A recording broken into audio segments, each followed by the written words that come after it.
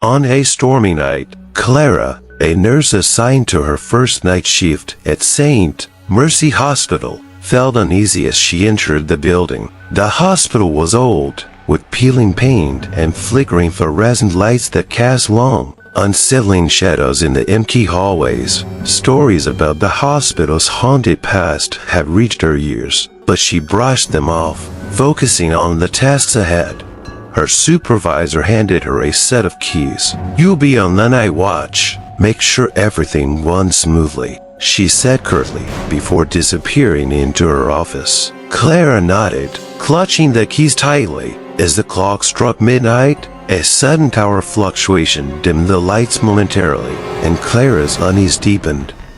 While making her rounds, Clara noticed an unusual sound of faint whispering coming from the end of the hallway. She followed it to a locked door labeled Ward C. The ward had been closed for years after a tragic fire claimed the lives of several patients. Ignoring her better judgment, Clara leaned in closer, pressing her ear against the door. A voice, faint but clear, said, "Help us." Startled, Clara backed away. She decided to report it to security, but the intercom system crackled to life. A distorted voice said, "Don't leave." That intercom went silent, leaving her heart racing. Clara tried to shake off the experience and continued her patrol. Passing by the pediatric ward, she saw movement from the corner of her eye. Turning, she saw a small figure dart into one of the rooms. Thinking it was a child who had wandered away, she followed.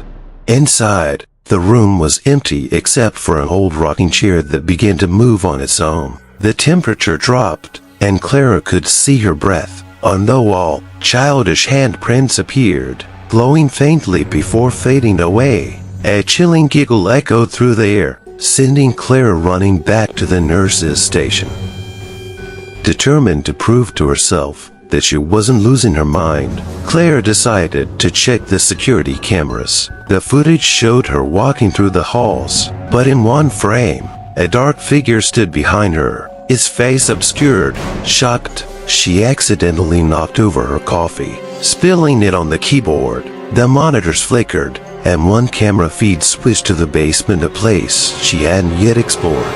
The camera showed a light flickering in the basement corridor. With trepidation, Clara decided to investigate. She descended the creaky stairs, her flashlight barely piercing the darkness. In the basement, she found a file room filled with old patient records. On one of the desks lay a folder with her name on it. Inside were notes detailing her life, things no one could possibly know. A loud bang echoed behind her, and she turned to see a gurney rolling toward her on its own. Whispered voices surrounded her, repeating, "Join us." Clara fled the basement and ran into Dr. Matthews, an older doctor who had worked at the hospital for decades. He looked pale when she explained what she had seen. "You shouldn't have gone down there," he said. Ward C and the basement are connected to the hospital's dark history. Those who died in the fire are still trapped here. He explained that the fire wasn't an accident. A patient, a deranged former staff member, had set it deliberately, believing the hospital needed a cleansing. Many of the trapped spirits were patients and staff who had perished that night.